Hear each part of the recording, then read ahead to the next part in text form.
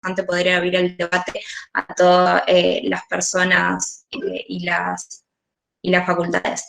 En ese sentido, bueno, en el primer encuentro, Nahuel un poco estuvo introduciendo este concepto de nuevos emergentes que nos parece sumamente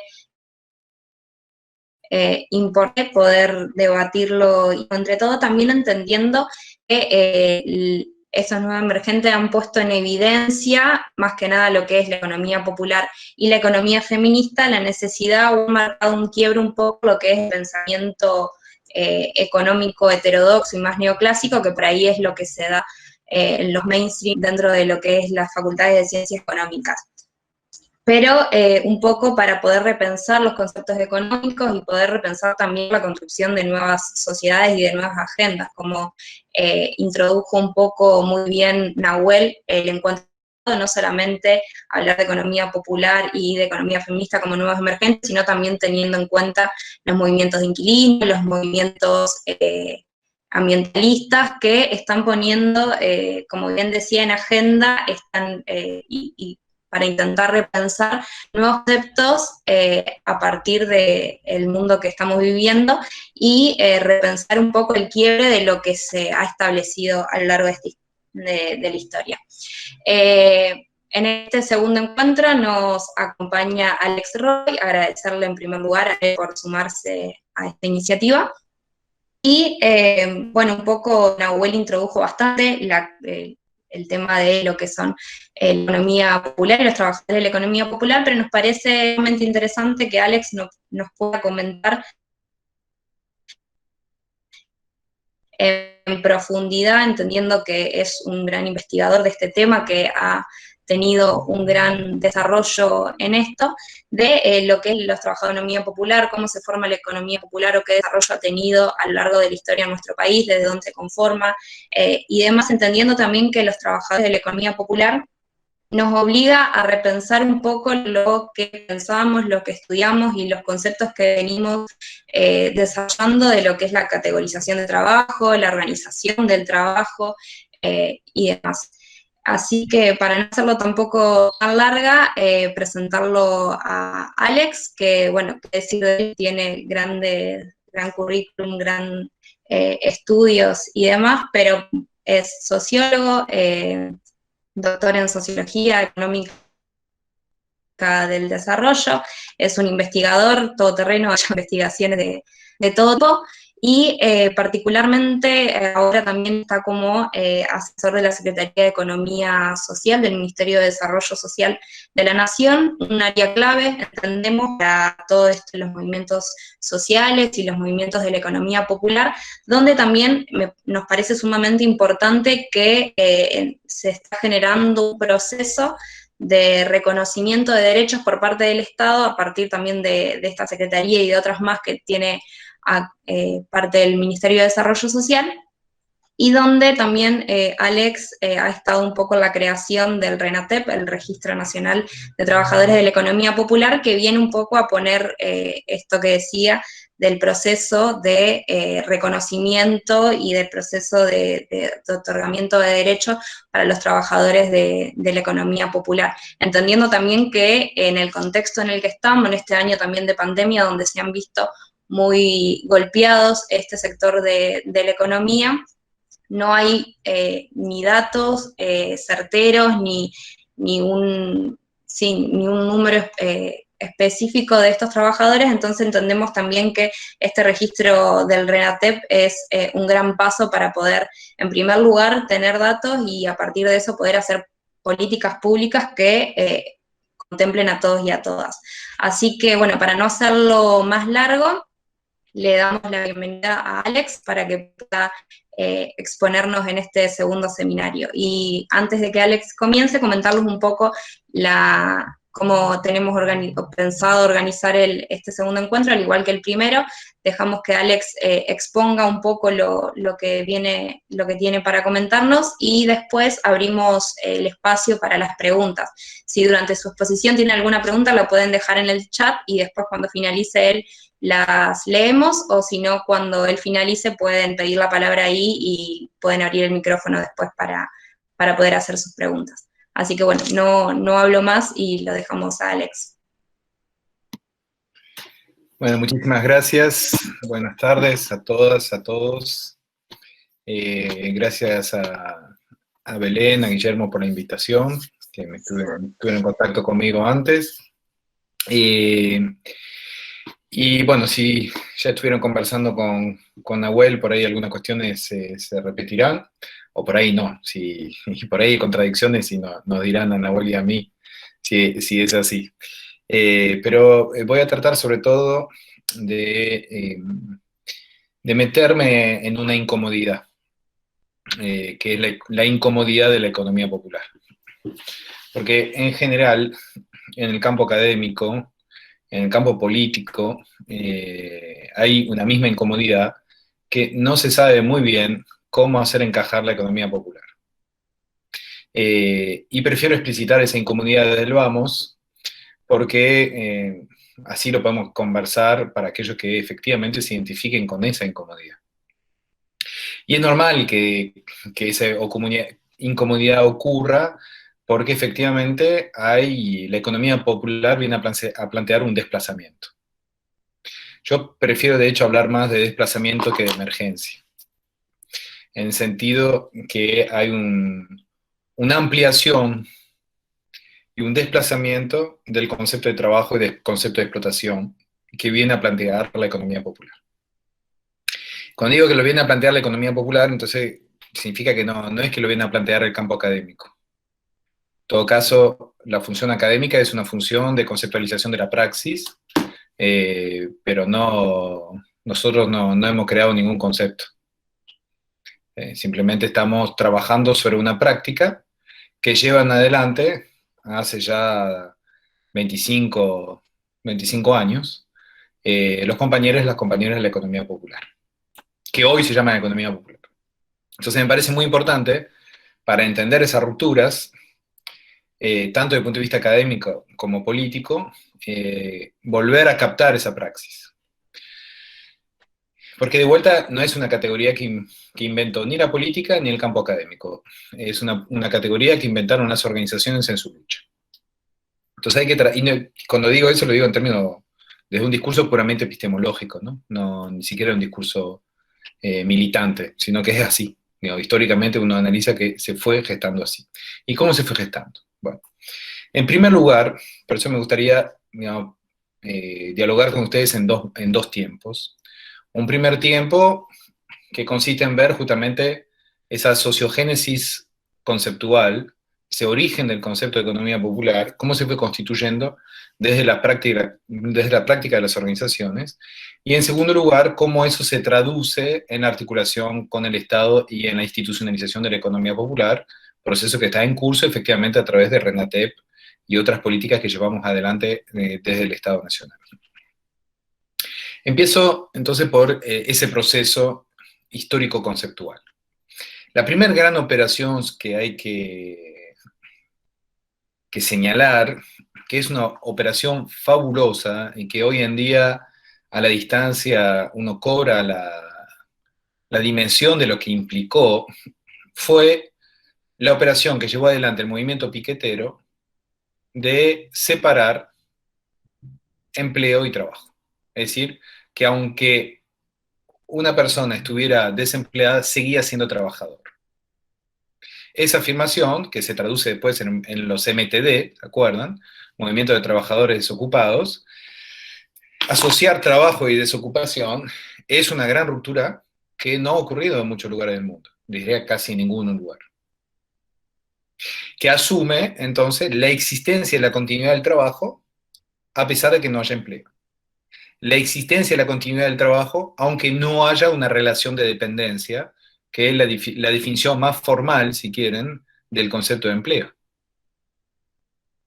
Eso es un primer momento que en términos conceptuales es clave. ¿Por qué? Porque pone a los trabajadores en una posición que los conecta desde el punto de vista subjetivo con una característica que es los trabajadores y las trabajadoras trabajan aunque no tengan empleo. Son activos aunque no tengan empleo.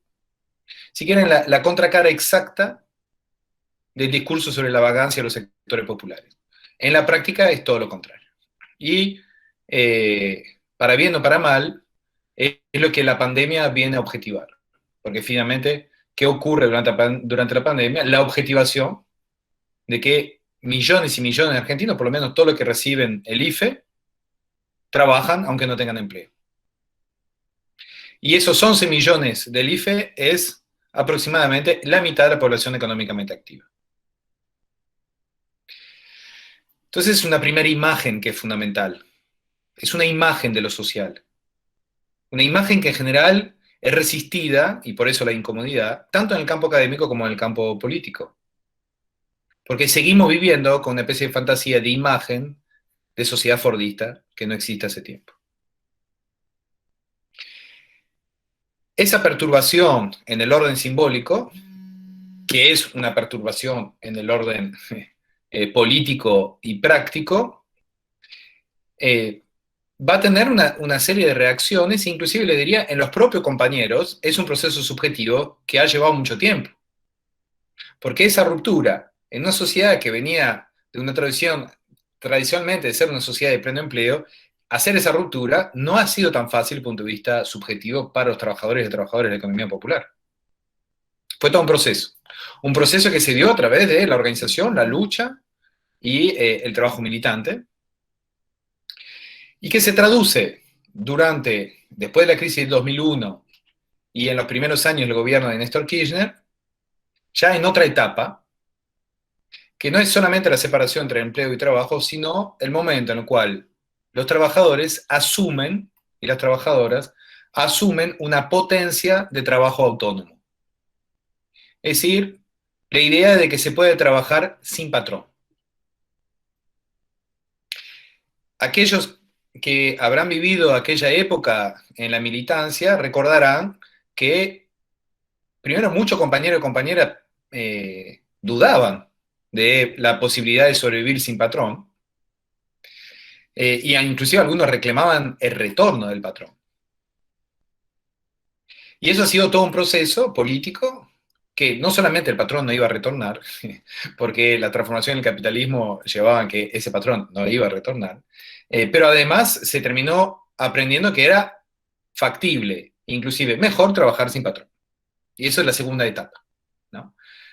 Trabajadores sin empleo, trabajadores sin patrón. Trabajadores sin empleo es una desconstrucción conceptual fundamental. Trabajador sin patrón es asumir una potencia autónoma de producción y de trabajo. Ahora bien, efectivamente eso se fue dando a través de la organización progresiva de los trabajadores y de las trabajadoras en una forma sindical. O sea, que retoma una tradición argentina de sindicalización de la reivindicación laboral, lo cual también hay que desnaturalizarlo. No es evidente que la forma de organización de los trabajadores sin patrón sea una forma sindical, o sea, que haya una reivindicación en términos salariales, de derechos y de representación colectiva. Y eso va a dar lugar, en particular, a la CETEP, en 2011, la Confederación de Trabajadores de la Economía Popular, y proceso que va a ocurrir de manera aledaña, a veces con similitud y a veces con diferencia, tanto en la CCC como en Barrio de Pie y en otras organizaciones, que van efectivamente a ir construyendo una gramática común de la organización sindical de los trabajadores sin patrón. Y ahí yo creo que hay en ese momento, ocurre en el 2011, empieza a agudizarse o empieza a iniciarse los efectos de la crisis del 2008, y ahí aparece otra etapa que se agudiza todavía más durante el macrismo, que tiene varias características. En primer lugar, asumir finalmente el carácter eminentemente financiero del capitalismo contemporáneo. Aquel capitalismo financiero que había llevado a la Argentina a un desempleo masivo, una desestructuración del tejido productivo industrial, y que después de la crisis de 2008 parecía pegar de nuevo, y no morir.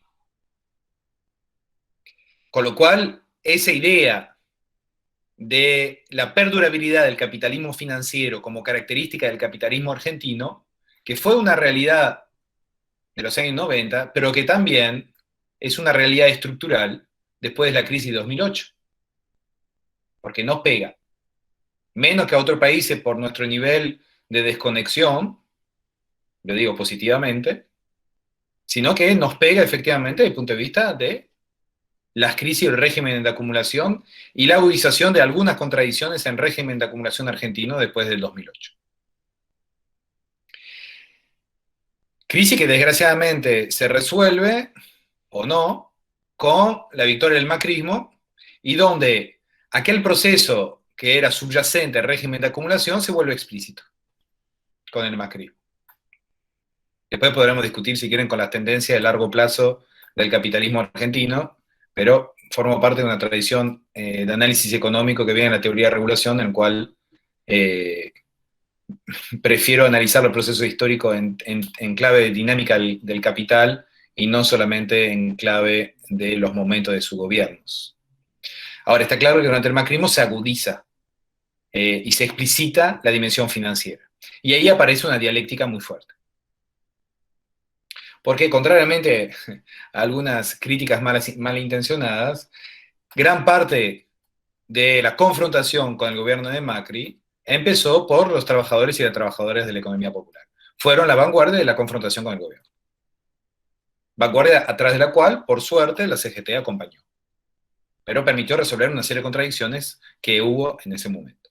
Y en esa dialéctica aparece un tercer momento. Y se lo narro de esa forma para que entiendan que no es que las cosas emergen así de repente con el macrismo, sino que era un proceso más largo, pero donde sí aparece con más conciencia la idea de que, a pesar de ser trabajadores no empleados, sin empleo, de ser trabajadores sin patrón, todos los trabajadores de la economía popular están inscritos en procesos de captación de plusvalor, en procesos de explotación o en procesos de desvalorización activa del valor de su trabajo. Y ahí, para mí, un concepto clave que vienen los compañeros ladrilleros, que veo que están aquí presentes, reconozco un par de caras, que es la idea de patrón oculto.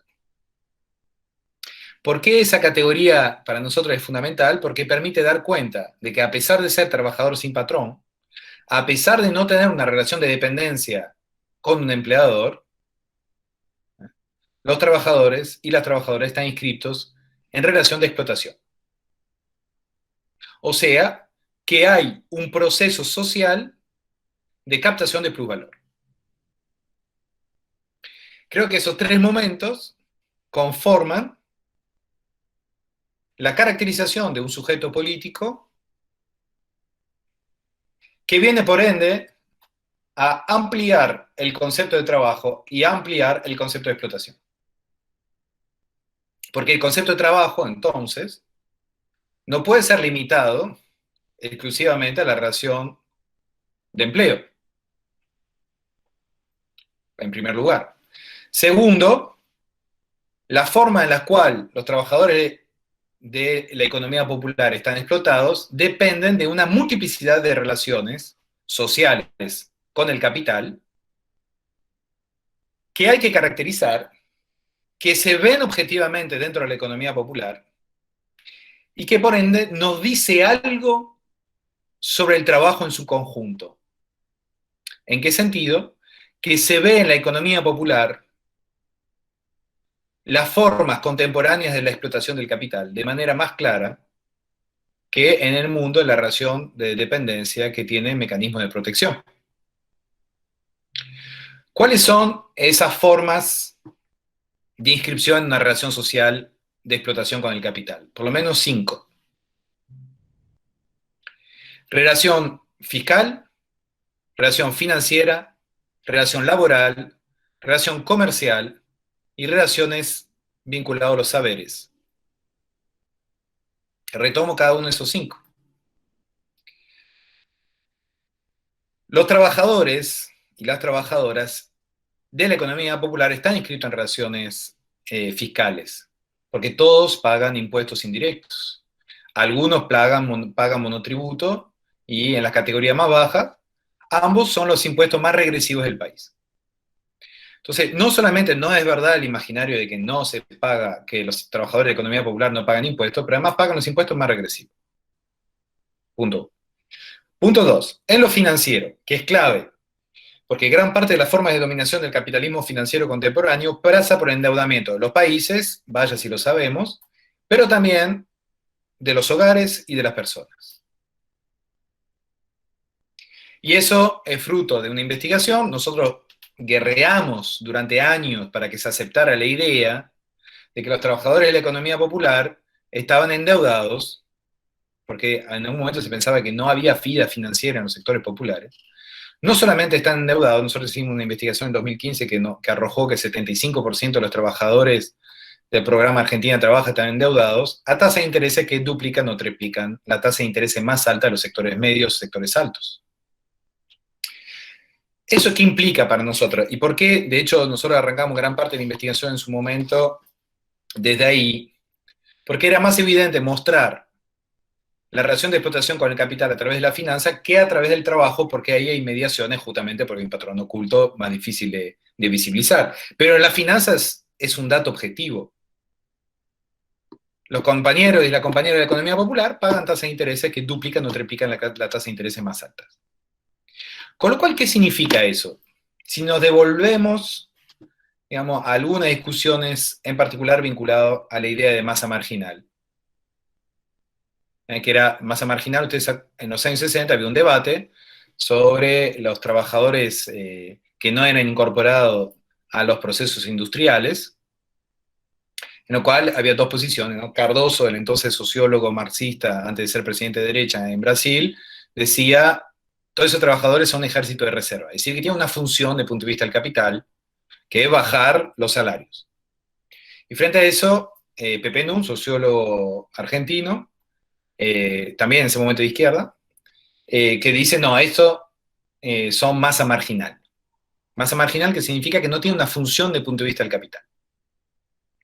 Ahora, justamente, cuando uno ve que la mayoría de los trabajadores y las trabajadoras de economía popular están inscritos en relación de explotación financiera, porque la tasa de interés y las deudas se pagan con trabajo, es una forma de captación de plusvalor. Cuando uno ve eso, entonces ya se anula la hipótesis de masa marginal. Por lo menos cumple una función con el capital, que es la de ser endeudados.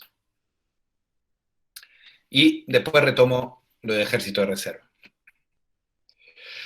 Justamente en la relación laboral. ¿Qué plantea la economía popular? ¿Cuáles son las labores de la economía popular? En el ministerio en este momento se reconocen 7. Seguramente hay más. Pero vayamos con esos 7. Reciclado, trabajo sociocomunitario, trabajo del cuidado, empresa recuperada, venta en el espacio público, textil y empresa recuperada, no sé si lo dije. ¿Sí? Me falta una. Y pequeña obra pública. Obra de cercanía. Construcción de vivienda y obra de cercanía. Bien. Si ustedes se fijan, en cada una de esas actividades, son actividades que son relegadas por el mercado o por el capital. Relegadas en sentido o desvalorizadas o directamente invisibilizadas. Y de ahí, efectivamente, donde la agenda de la economía popular y la agenda de la economía feminista se conectan. Porque ambas recorren el mismo sendero de una lucha por la valorización de lo no valorizado, por la valorización de lo subvalorizado. Pero entiendan que el proceso de desvalorización siempre es un proceso activo. No es que las cosas están desvalorizadas porque sí. Las cosas están desvalorizadas porque hay una relación social de desvalorización. O sea que hay agentes activos que se encargan de desvalorizar. Agentes múltiples, no solamente agente económico. Agentes en el plano simbólico, político, económico, sexoafectivo. Entonces esas 5 ramas, fíjense, de qué tienen que ver entonces con procesos relegados por el mercado, no valorizados por el capital, y que en general tienen que ver en su gran mayoría con el cuidado. Cuidado de la naturaleza. Y la agricultura familiar, olvidado. Cuidado de la naturaleza, cuidado de la salud, cuidado de la primera infancia y los adultos mayores, cuidado del otro en el trabajo sociocomunitario. Justamente lo que el mercado y el capital no captan. Con lo cual, la mayoría de esas actividades no compiten en el mercado laboral tradicional. Y para mí eso es muy importante porque no es un ejército de reserva.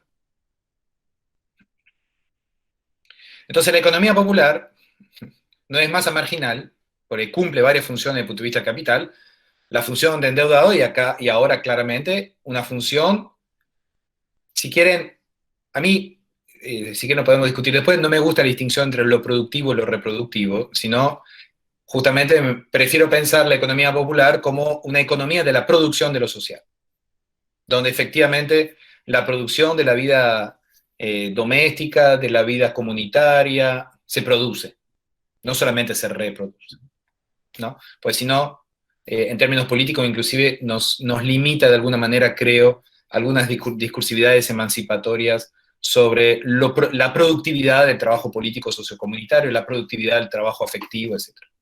Que eso es fundamental reconocerlo como trabajo y como producción. Después discutiremos si es monetarizado o no. Eso es otra discusión.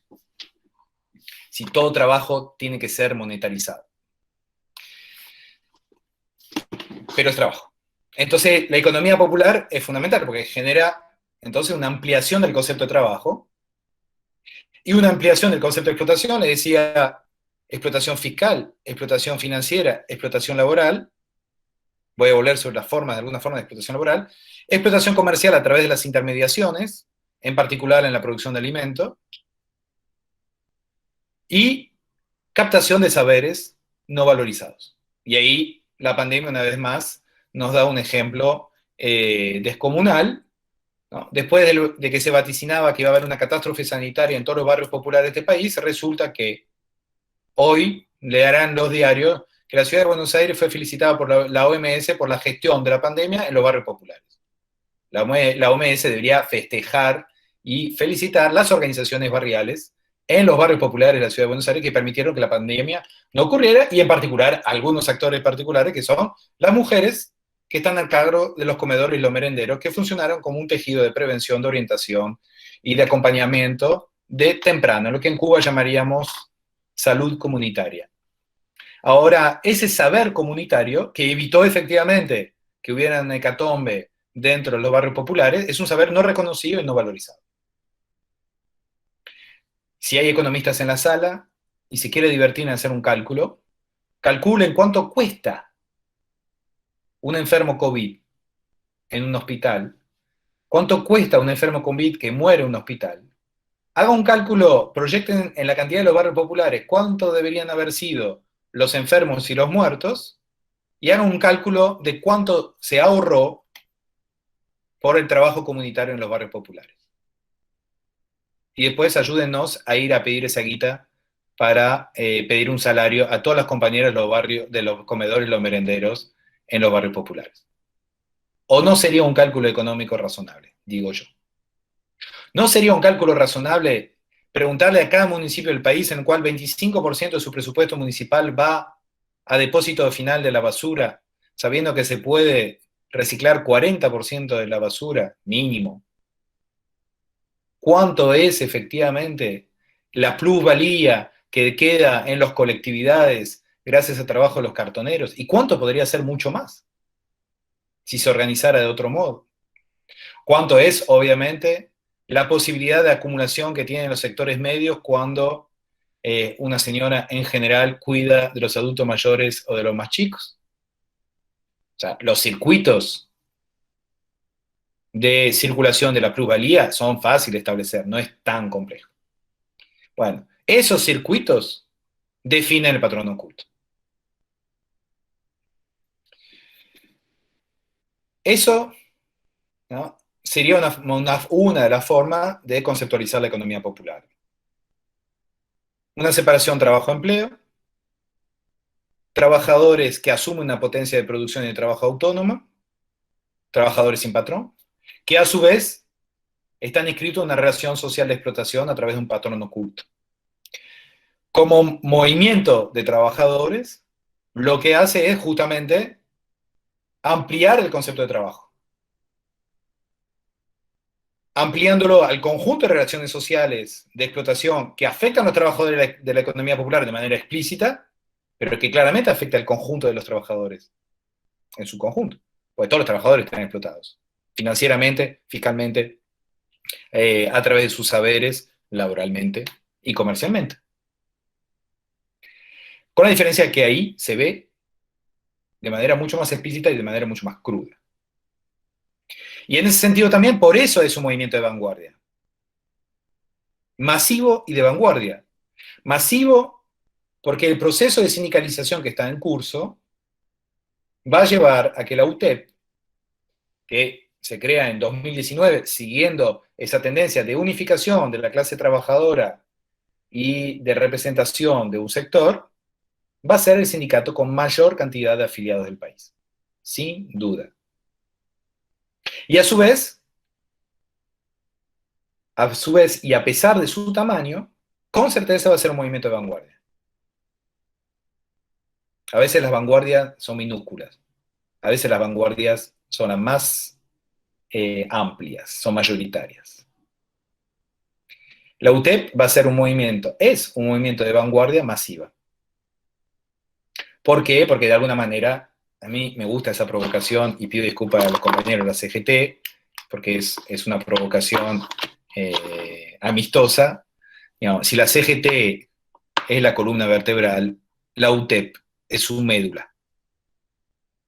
Es ahí donde efectivamente hay una vitalidad y donde está el principio de regeneración de la lucha de los trabajadores y las trabajadoras reunificada.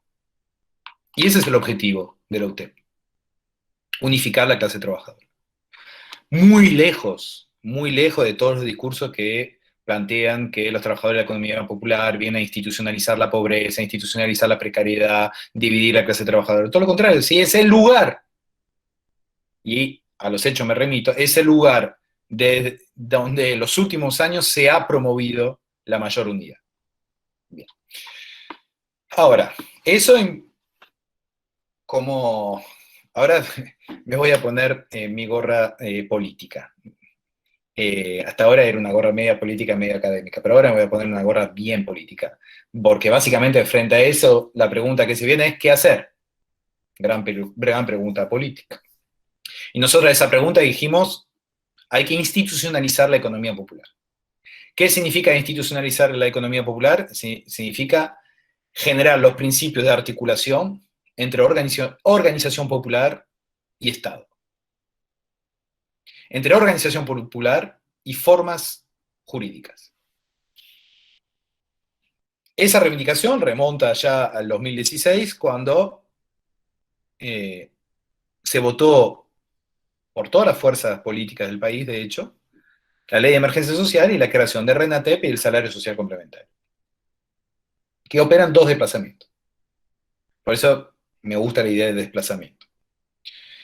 El salario social complementario que viene a plantear el fin de los planes sociales a favor de una política laboral. ¿Una política laboral en qué sentido?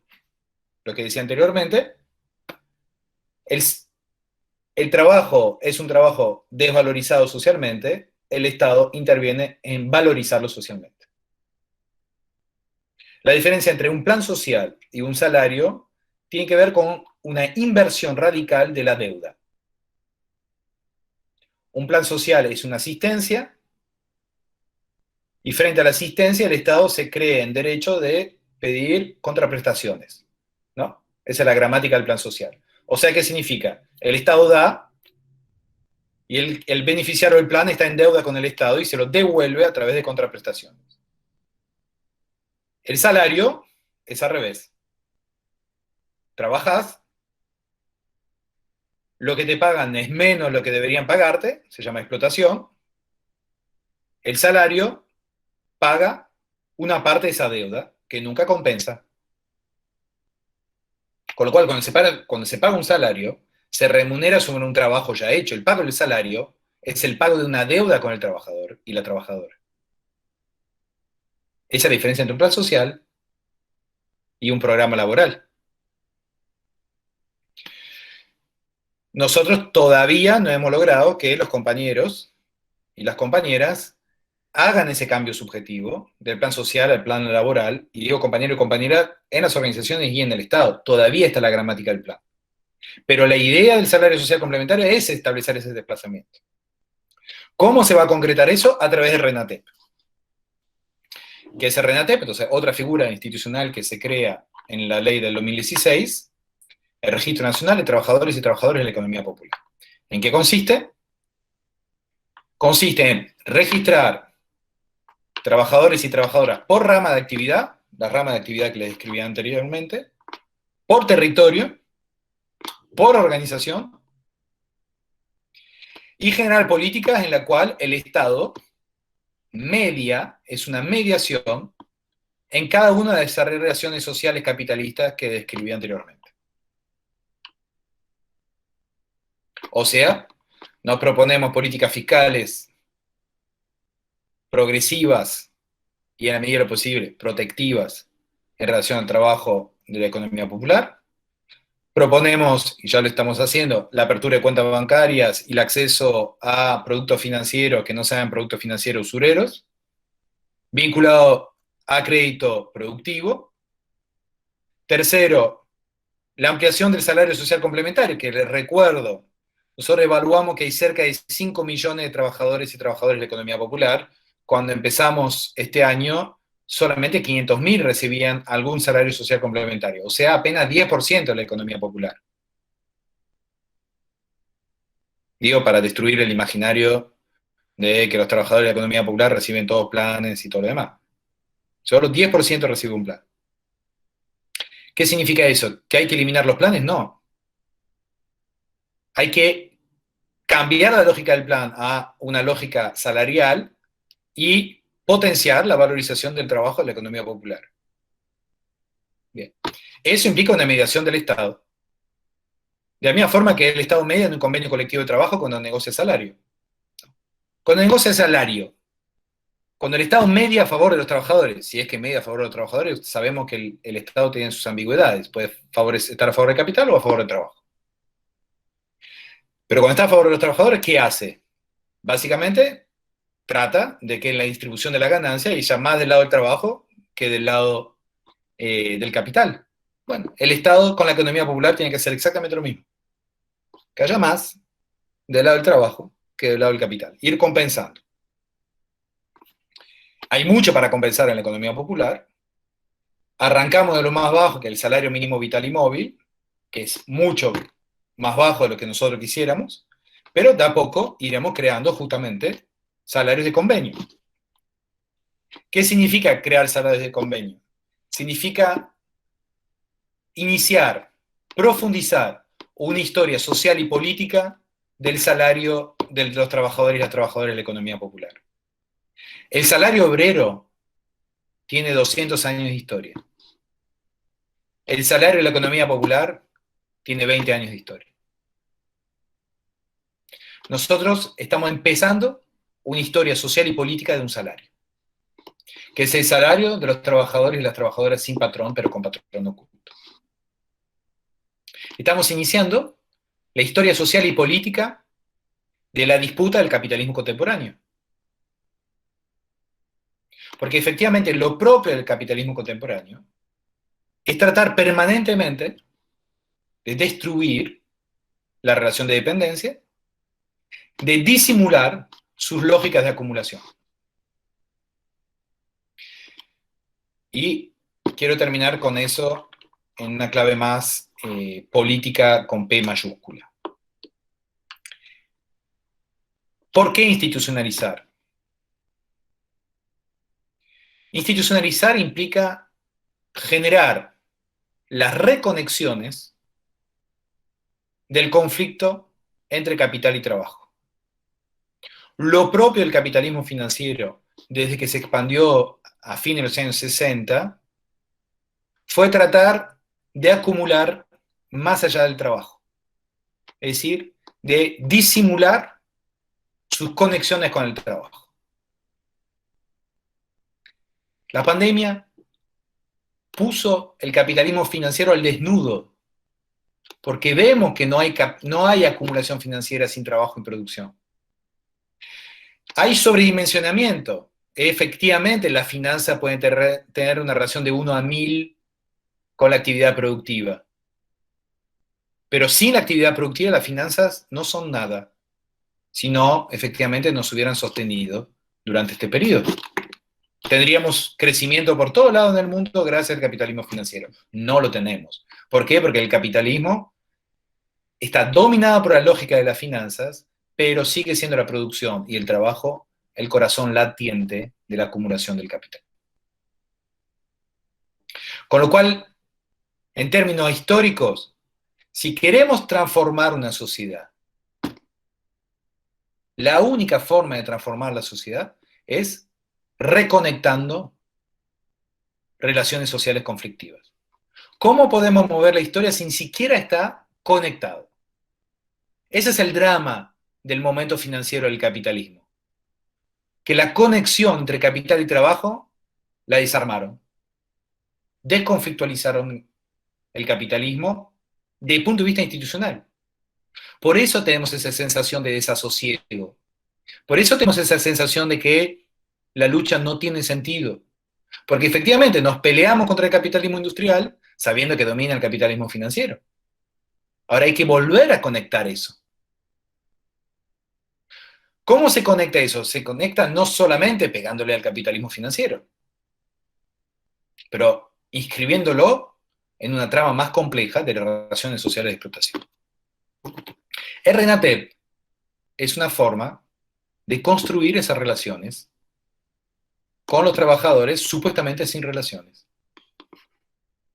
Porque eso es lo que nos dicen cuando dicen trabajadores informales, no trabajadores, o ni siquiera trabajadores desempleados, todas categorías negativas, ¿no? Que justamente tienen que ver con, bueno, entonces no está en ninguna relación. Todo lo contrario. Está en una relación, pero esa relación está invisibilizada y esa es la gran estrategia de dominación, la invisibilización de la dominación. Y eso es otra cosa que el feminismo sabe hace mucho tiempo, que la mejor forma de dominar es disimulando la dominación. El capital aprendió del patriarcado. ¿Para qué voy a poner la cara en una fábrica donde está claro que está identificada la relación de dominación en el patrón, si puedo acumular sin que se me note? Entonces voy disimulando cada vez más, naturalizando formas de acumulación.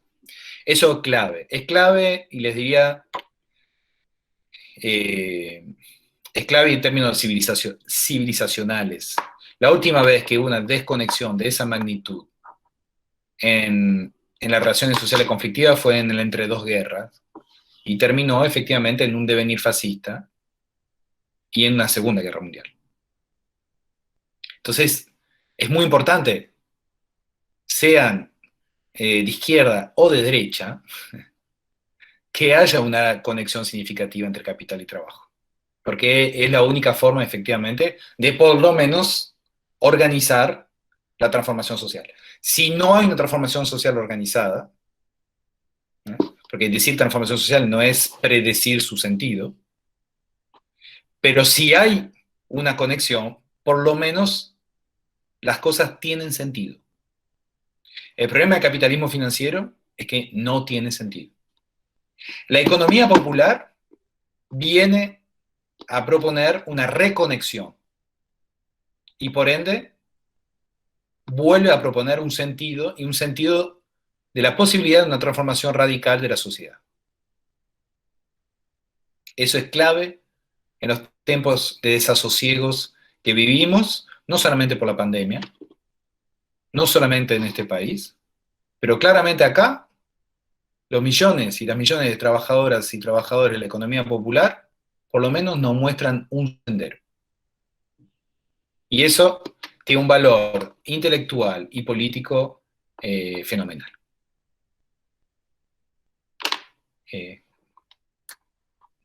Discutamos. Bueno, Alex, muchas gracias. En primer lugar, también agradecer, hoy no lo dije, la presencia de los compañeros ladrilleros de la provincia, que también estoy organizando este seminario en conjunto con ellos. Ahí lo veo a Federico Feltes, a Alberto Vicenzi, a los compañeros también de la UOLRA, y también están presentes los compañeros de la UTEP dentro de ellos, así que también extenderle el saludo y a ellos, que son compañeros fundamentales en estas causas. Abrimos la ronda de debates y de preguntas, si alguno tiene. Como ya les dije, puede en el chat escribir o abrir el micrófono, pedir la palabra. Un poco para romper el hielo, preguntarte un poco, Alex, que había surgido un poco también la pregunta la vez pasada con Nahuel, y me parece que es algo fundamental el tema esto de la financiarización, que vos decís, estamos en un mundo financiarizado, como que no hay mucha escapatoria a esto.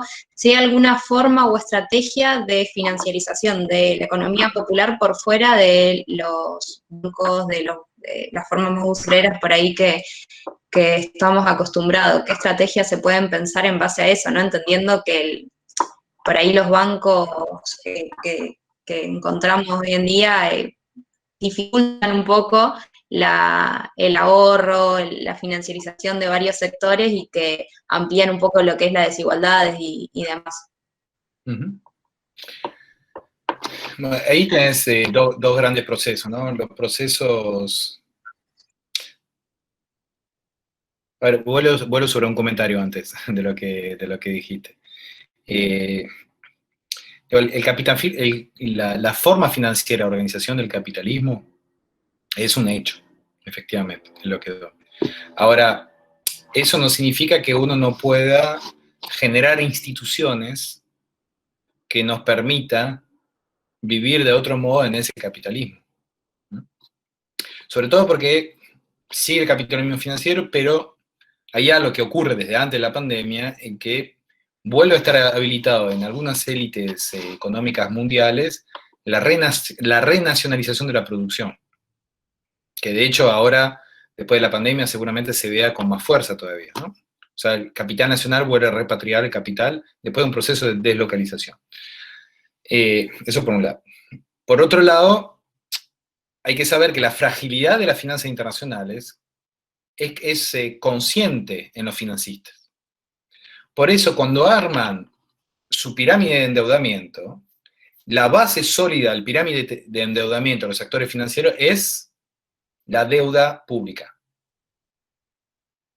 La deuda pública es el gran sostén de la arquitectura financiera internacional. ¿Por qué? Porque cuanto más volátil es el mundo financiero de los activos privados, más amplia tiene que ser la base de la deuda pública.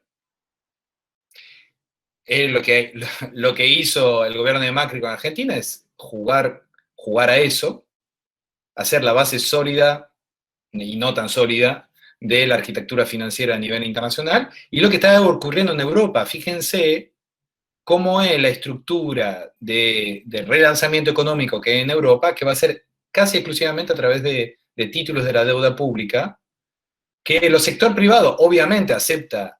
En otro momento hubieran gritado horrores frente al endeudamiento público, en este momento no, emitan títulos, porque va a ser la forma de reestructurar la arquitectura financiera global.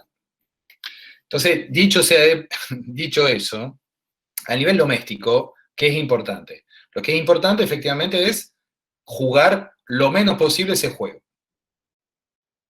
O sea, no ser la parte de securitización del mundo financiero privado. Dos, no negar que necesitamos capital para transformar la economía argentina. Tres, entonces implica nuevas formas de financiamiento. ¿Cuáles son esas nuevas formas de financiamiento? Significa nueva forma de organización del crédito y del ahorro. Ya sé que todo el mundo lo dice y que uno lo puede decir y que decirlo no cuesta nada, pero en ese sentido, es que voy a ser, digamos, ¿cómo decir?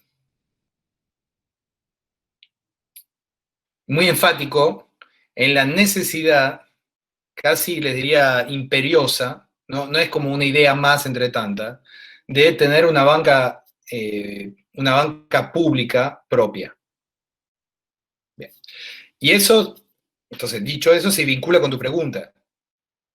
Porque, ¿qué hacer desde el punto de vista de la economía popular? Y en primer lugar, tener todo un sistema de acceso al crédito a tasa subsidiada, si ser posible, y razonable por lo menos, para la producción. Punto uno. Que eso no es incompatible con la autoorganización financiera de muchos sectores populares. ¿No? O sea, sistema de créditos mutuales, banca de cercanía, y lo ideal, entonces, y ese es el modelo que nosotros trabajamos por lo menos, es la articulación de los dos. O sea, que tengas formas financieras de cercanía que permita salir de esas relaciones con los acreedores y con los usureros. ¿Por qué? Porque hay un conocimiento local y a su vez articulación con la banca global. Porque eso el sector privado lo hace muy bien. Las cuevas están vinculadas con la banca del tercer grupo, que está vinculado con la banca del segundo grupo, que está vinculado con la banca del primer grupo. O sea, esos mecanismos existen. Nosotros, digamos, en el campo nacional y popular, no hacemos esas conexiones, ¿no? O sea, los pequeños financiamientos locales, que a veces, de hecho, aplican tasas de intereses muy altas, y la gran banca que va por otro lado. Y ahí hay un concepto económico que es clave, que yo insisto mucho sobre eso. No hay que pensar en clave tan fálica la economía. O sea, lo importante no es el uno grande, porque a veces tengo la impresión que los compañeros fantasean con una fábrica enorme donde se emplea 1 millón de personas, ¿no? Y vos tenés 80%, o sea, esa es la concepción fálica, ¿no? Grande, todo entra en el uno. Entonces, y lo propio de Argentina es un país federal, múltiple, con realidades hiper heterogéneas. Entonces, articulemos lo heterogéneo. Es otro modelo de desarrollo ya. Entonces, necesitas un sistema financiero que articule y financie lo heterogéneo. ¿Qué implica? Circuitos económicos en pesos, en general, por otra parte, porque los circuitos de cercanía son en pesos, son circuitos que no fugan. O sea, ahí tirás ese hilo y vas reencauzando varios problemas que tiene la economía. ¿Uno tiene que comerse pijatos escupidas por toda la casa?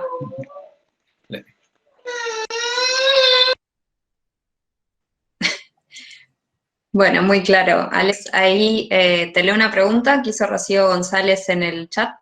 ¿Cómo podemos avanzar en estas disputas y construcción de esta economía sin producir los patrones patriarcales? Porque también es una realidad que la permeabilidad que tiene, por ser de movimientos sociales de base, puede generar que produzcan lo mismo de su entorno en su estructura. Eso, digo, como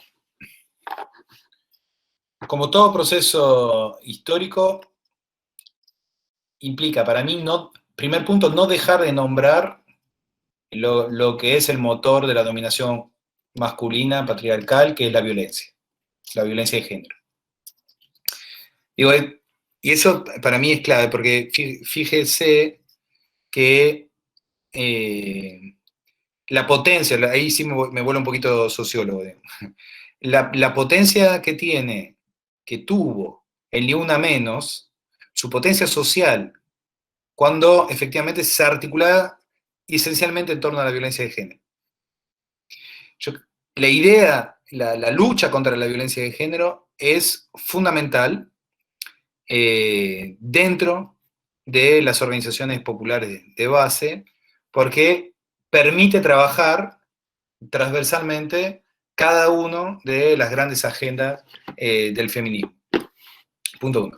Punto dos, es fundamental machacar la interseccionalidad. Perdón. ¿Por qué? Porque todavía tenemos muchos compañeros que siguen pensando que el conflicto de género es una contradicción secundaria. Y ahí hay toda una pedagogía para hacer, para dar cuenta de que efectivamente, y yo creo que en la economía popular hay mucha potencia en eso, porque justamente por eso insistía tanto antes sobre la idea de que hay una agenda común en torno al problema de la valorización del trabajo, ¿no? Entonces ahí hay una conexión fundamental. La propia agenda feminista se fue acercando a la agenda laboral, ¿no? Se hizo un paro de mujeres. O sea que hay herramientas en el mundo laboral que va también adoptando la propia agenda feminista. Hay toda una agenda feminista sobre el desendeudamiento, ¿no? Yo laburo mucho con Verónica Gago y es algo que veníamos pensando hace tiempo. Todas esas cuestiones son clave, diría, violencia y articulación de todos los conflictos estructurales, a la cual creo que, y todavía sí estamos muy atrasados en Argentina sobre ese punto, es toda la agenda ecológica. Digo que es de actualidad en estos meses, ¿no? Pero el conflicto ambiental como conflicto estructural también es clave, ¿no? Así que me parece que esos son los elementos fundamentales para trabajar en las organizaciones populares. Yo estoy bastante optimista, porque mi optimismo no es ingenuo, en el sentido que hay algo de los elementos conceptuales de la economía popular que son absolutamente articulables con la agenda feminista. Y con la agenda ambientalista, que eso todavía no lo tenemos bien trabajado.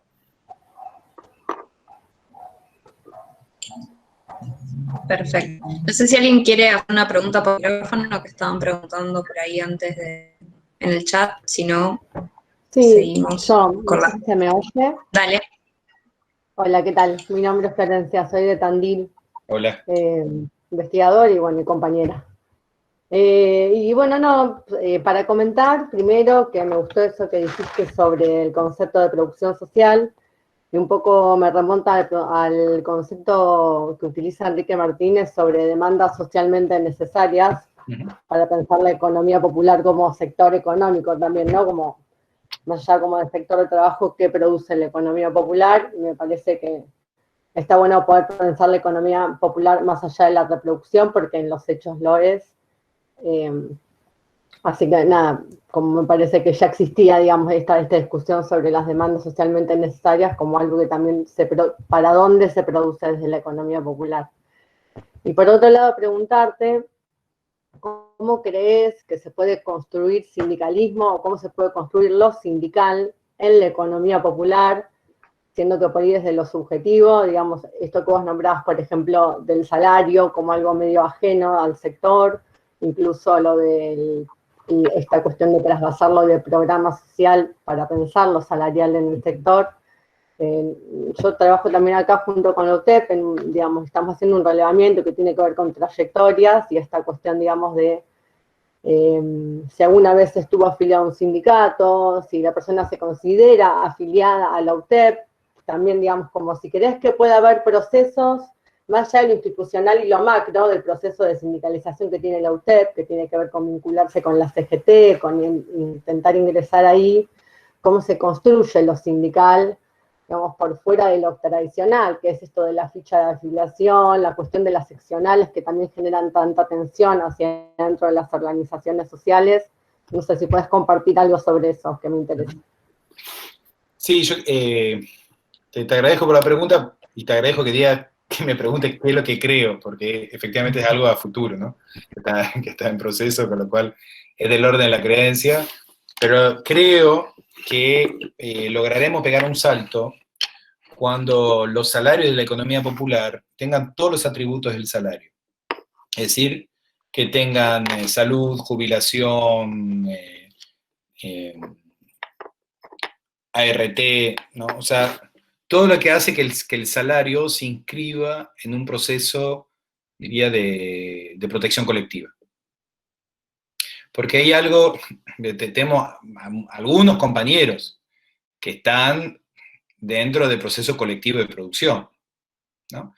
Algunos de los compañeros que están en proceso colectivo de producción están dentro de la economía social y solidaria, organizados bajo forma cooperativa en torno a, ¿no?, los valores de la economía social y solidaria, pero no toda la economía popular está en eso.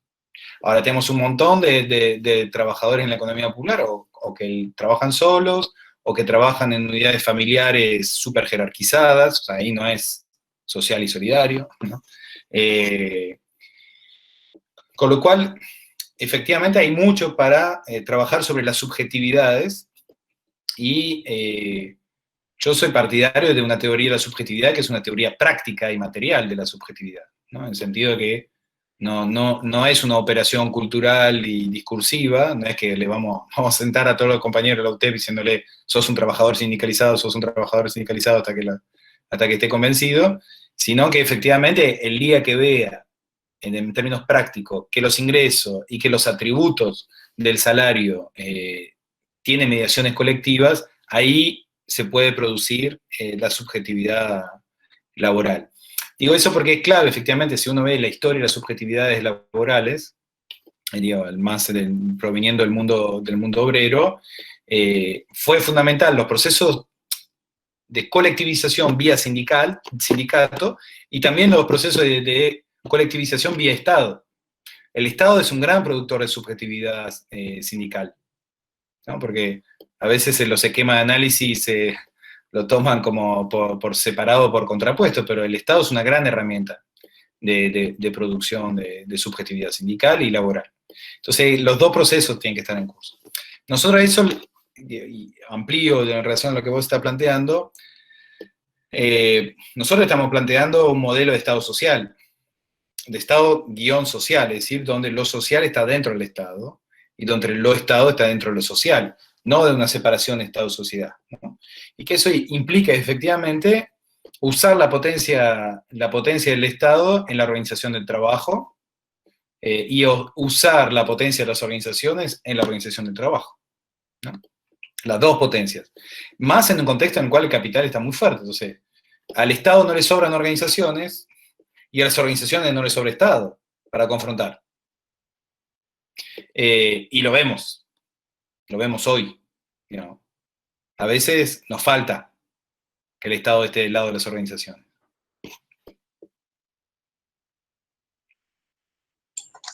Bueno, ahí otra pregunta, o sea, eso un poco ya respondiste, pero para algo más, Alberto Vicenti consulta cómo pensás la forma que debería adoptar el Estado, ¿no?, para asumir e incluir esta realidad de lo social.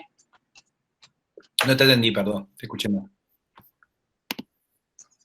Que ahí se me escucha, que en el chat, justo más o menos en relación a lo último que decías, hay una consulta que dice, ¿cómo pensás la forma que debería adoptar el Estado para asumir e incluir esta realidad de lo social?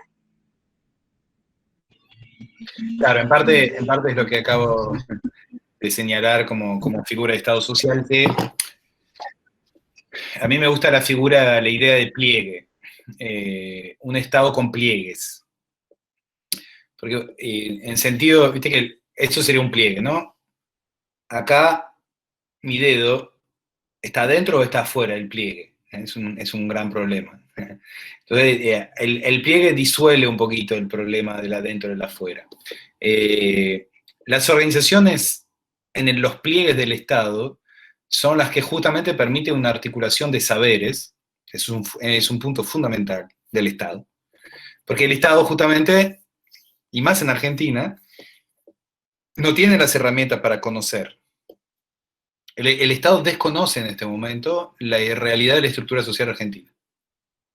Y lo vimos con el IFE de vuelta, ¿no? En el IFE esperaban que hubieran 3,5 millones de inscritos. Hay 11.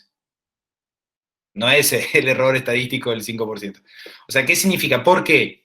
Porque las herramientas estatales de comprensión de la estructura social son herramientas que corresponden a una sociedad que ya no existe.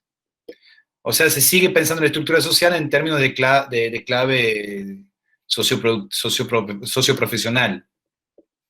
Ahora, la estructuración social pasa por la inscripción por lo menos, en las relaciones sociales capitalistas que describía anteriormente, que te da otro mapa, otra cartografía del país, ¿no? Entonces, y esa cartografía sí la tienen las organizaciones. Pues yo, o sea, me acuerdo perfectamente, durante la campaña ya y al fin del año pasado, Emilio Pérsico tenía un PowerPoint que mostraba la estructura social argentina. Y era exactamente el 11 millones que estaba en su PowerPoint. Ahora hay un saber ahí. Un saber que tiene que ver con, bueno, una deducción estadística que tiene que ver con, bueno, identifica un tipo de trabajadores en función de una experiencia territorial y que conecta significativamente con algunas herramientas. Pero esa conexión implica un encuentro de saberes. Bueno, eso es clave. Entonces, eso es una primera forma, es un Estado que tiene pliegues, un Estado que asume que no sabe. Y para provocar de alguna manera en relación al gobierno actual, digamos, un gobierno científico puede ser un gobierno que piensa que ya sabe, como algunos científicos, o un gobierno que sabe que no sabe, que es otra forma de ser científico. Un gobierno que sabe que no sabe, entonces conecta significativamente con los saberes sociales. Entonces, eso es la forma fundamental. Lo segundo tiene que ver con el derecho. Estamos muy atravesados con la naturalización de que del predominio de la lógica del derecho liberal, que es, por un lado, un derecho autorreferencial, ¿no? O sea, un derecho en el cual la gente dice que tiene derecho porque tiene derecho. ¿Sí? Que es toda la cuestión procesural o procedimental de derecho. Ahora, la verdad es que tenemos derechos porque lo hemos luchado. Los derechos humanos, por ejemplo, no tenemos derechos humanos porque somos humanos. Tenemos derechos humanos porque hay 30.000 desaparecidos. ¿Sí? O sea, no es que tenemos derechos humanos porque somos humanos. Tenemos derechos humanos porque hay una deuda. Y una deuda, y se lucha permanentemente para actualizar esa deuda. Lo mismo con la Declaración Universal de Derechos Humanos en el 48, que se funda sobre el Holocausto. ¿Entiendes? O sea, eso es muy importante porque el derecho ha perdido esa dimensión relacional, el derecho liberal. Ahora, ¿qué planteamos nosotros? Que la fuente del derecho es el conflicto. En general, la derecha asume algunos conflictos de tipo civiles, en los derechos civiles, pero los conflictos en los derechos colectivos o en los derechos económicos y sociales, en general los rechaza. ¿Por qué? Porque implica asumir otra fuente de derecho. Y eso es muy importante para la economía popular, ¿por qué? Porque nosotros queremos plantear un nuevo derecho laboral.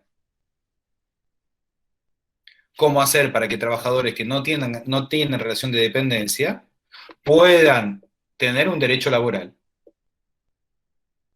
El derecho laboral en Argentina es protectivo y compensatorio de una relación de dependencia.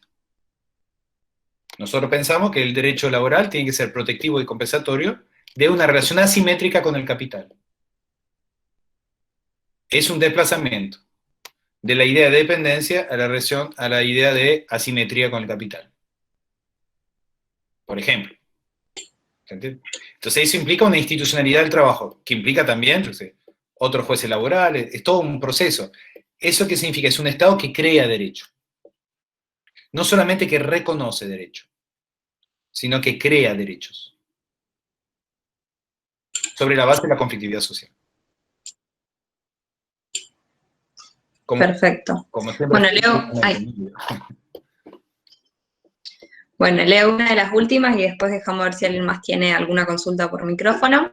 Marcela consulta, ¿cómo podemos construir una economía social sin caer en la realidad en la que vivimos, donde la desigualdad está en la mesa de todos los días? Con lucha y organización, compañera. A ver, sobre el tema de la economía social, porque ahí hay algo de la...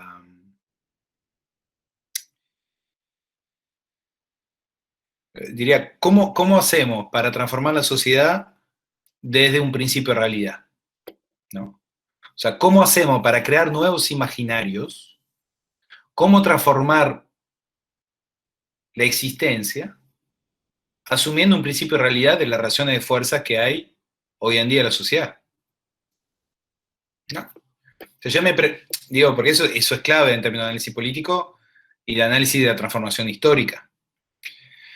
Entonces, sobre la base de ese análisis, ¿cuáles son los valores que, por ejemplo, los valores que promueven la economía social, que puedan crecer en algunos espacios? ¿Y cómo asumir ese espacio es en sí mismo una victoria? Porque hay algo también de medio absoluto a veces en la política y también en el mundo académico, que diría es una forma a veces un poco romántica de la política, ¿no? Es o todo lindo o es todo feo. Y eso como, esa Esa idea de que uno no puede ser feliz hasta que no haya revolución es un bajón, porque puede ser que sea una vida sin alegrías, ¿no? Como decía la compañera, si no hay baile, no es mi revolución. Tiene que haber un baile, tiene que haber un festejo del proceso. O sea, y eso es muy importante, un goce del proceso. El goce del proceso implica asumir victorias parciales. También implica asumir derrotas parciales, ¿no? Pero también asumir victorias parciales. Entonces, cuando uno puede efectivamente lograr que algunos espacios funcionen en función de los valores que uno defiende, como en el caso de la economía social y solidaria, hay que festejarlo. ¿Cómo ampliarlo? Es una cuestión de relaciones de fuerza, pero a su vez asumir que la mejor forma de hacer política es desde la alegría de lo logrado, sabiendo que nunca se va a poder conquistar el todo. Y eso es una cosa que deberíamos haber aprendido en la política, es que el otro no se elimina. Yo en ese sentido soy anti-schmittiano, ¿no? Esa figura amigo-enemigo en la política es ir por todo del enemigo, es un camino a la frustración. Porque si hay algo que hemos aprendido es que el otro, llamado enemigo, que prefiero llamar adversario, nunca lo vamos a eliminar. Entonces es bueno poder vivir con ese otro. ¿Qué significa vivir con ese otro? Bueno, hay varias definiciones. Yo en estos días estoy volviendo cada vez más a la literatura socialista. Pero el socialismo no es la eliminación del capital, ¿no? El socialismo es el control social del capital. Entonces, el punto no es que no haya empresas. El punto es si hay un control social de esas empresas. ¿Entiendes? El punto no es que haya o no haya propiedad privada. El punto es si hay un control social del uso de las propiedades y, obviamente, si hay un esquema territorial de la propiedad que es justo.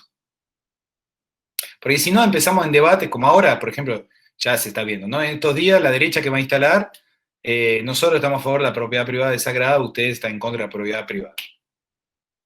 Y ahí eso es una dicotomía imposible. Dicotomía imposible, ¿por qué? Porque cualquier compañero, por otra parte, que logró su casita con mucho esfuerzo, no le puede decir que estás en contra de la propiedad privada, ¿sí? Porque ese no es el eje del debate, ¿no? O al revés, por izquierda, un compañero en Colombia que, hablando de los cartoneros, me decía, son pequeña burguesía porque son propietarios de su medio de producción. ¿Sí? No, el eje no pasa por ahí. ¿Sí? El eje pasa por otro lado. Entonces, y todo, la verdad que nosotros, obviamente, cuando uno forma parte de procesos intelectuales o políticos contrahegemónicos, tenemos el doble de trabajo, es así. Eso es algo que hay que asumir también. Siempre nos cuesta el doble, el triple. Bueno. Pero eso implica todo el tiempo salir de las dicotomías, es un esfuerzo enorme, de las dicotomías que plantea el adversario. Salir de la dicotomía que plantea el adversario es, por ejemplo, el caso de la economía social, entre otras cosas, fortalecer lo propio, más que debilitar lo otro, ampliarlo, y poder también encontrar los primos, porque hay algo muy malo en el diálogo entre la economía social y la economía popular, que se armó una especie de tensión absolutamente improductiva, cuando es totalmente articulable. ¿Sí? Entonces a veces tenemos debates sobre qué es mejor, la economía popular o la economía social. Se articula perfecto con la que les traté de contar ahora. Digamos, la economía popular hace énfasis en un tipo de conflicto con el capital-trabajo, engloba un conjunto de trabajadores que no necesariamente se identifican en la economía social y solidaria, pero obviamente dentro de la economía popular está vinculado a la economía social y solidaria. Y ojalá, dice uno, todos los compañeros fueran solidarios y cooperativistas, pero no es el caso. Entonces, digamos, se articula. ¿Se entiende? Y eso es muy importante porque ahí nos potencia a todos. Potencia la agenda de la economía popular, potencia la agenda de la economía social y solidaria, y sobre todo hace que el verdadero debate sea con el adversario, que es un otro, que no es un enemigo que vamos a eliminar.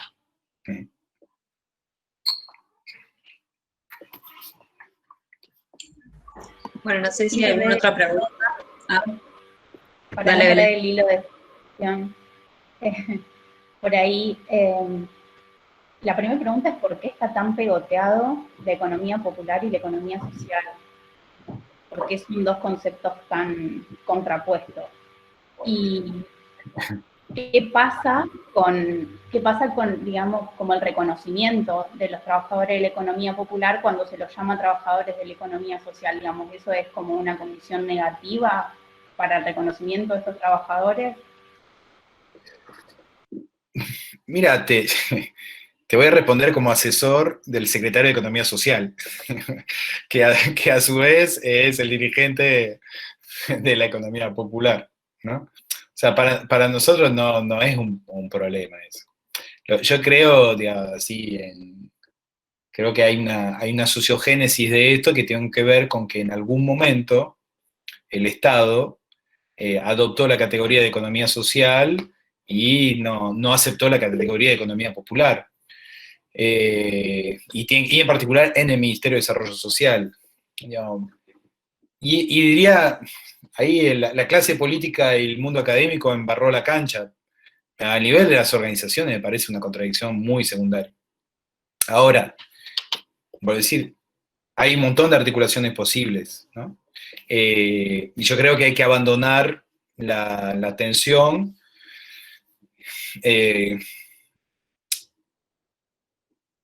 Porque inclusive yo he tenido muchas conversaciones con Horacio, digamos, en distintos momentos, que es el intelectual de referencia en Argentina y en el continente sobre economía social y solidaria.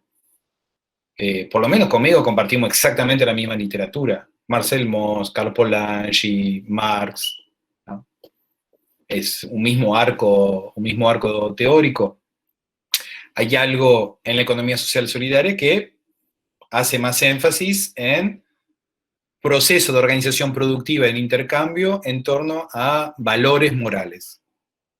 ¿Sí? O sea, ahí es un proyecto político en sí mismo.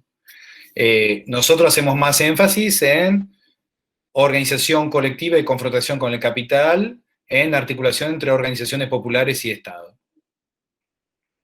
Ahora, claramente, cuanto más crezcamos nosotros, más van a crecer las organizaciones de la economía social y solidaria. Cuanto más crezcan las organizaciones de la economía social y solidaria, más van a crecer la economía popular.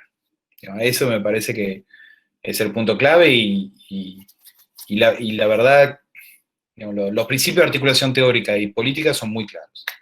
Después, las divisiones de campo son divisiones oportunistas de algunos actores dentro de los campos, que los hay siempre, ¿no? Esto es mío, entonces esto no es tuyo. Bueno, y algunas políticas del Estado en algún momento que rechazó la economía popular como categoría organizadora de la vida política. Pero finalmente después el movimiento social te lleva puesto, digamos, porque eso es los límites, es la diferencia entre la vanguardia de masa y la vanguardia más chica. O sea, hay un punto de que la vanguardia de masa te lleva puesto. Y nosotros en ese proceso me parece que tenemos que estar todos juntos, no es un problema. O sea, se podría llamar Secretaría de Economía Social y Popular, sin problema, o de Economía Popular y Social. Todo bien. Está bueno decir también que esa discusión fue en un contexto político distinto desde ahora, digamos, que tenía que ver con disputarle al Estado el reconocimiento de un sector cuando la institucionalidad era otra. Hoy se podría decir que ya se avanzó un poco sobre esa disputa.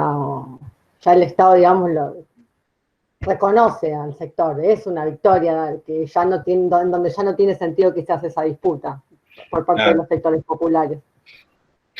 Sí, totalmente. Bueno, de hecho, la RENATEP es la primer figura de economía popular en el Estado Nacional. O sea, efectivamente hay un cambio. Hasta ahora no había.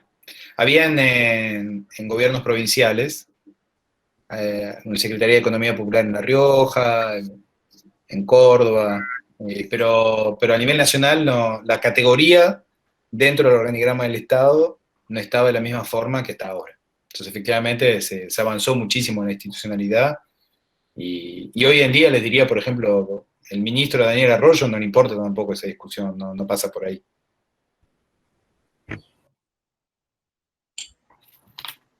Bueno, creo que ya para ir cerrando, agradecerte, hay un par de comentarios ahí en el chat que creo que para cerrar, Alejandro, es clave que hice escuchando a Alex, puedo decir que nuestra misión es tratar, o mejor dicho, ser capaces de crear un mundo donde la economía tenga un rostro humano y el ser humano viva dignamente con el compromiso de seguir dando tierra, techo y trabajo, es la felicidad de nuestro pueblo.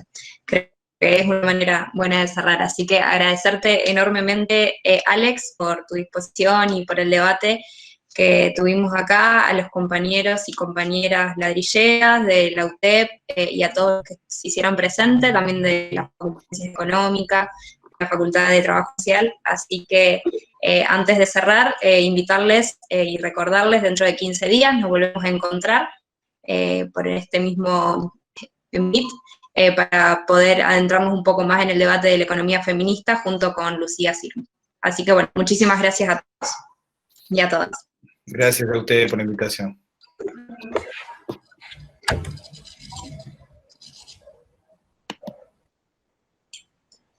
Por ahí están preguntando si el encuentro queda grabado. Bueno, como verán, se grabó, nos pueden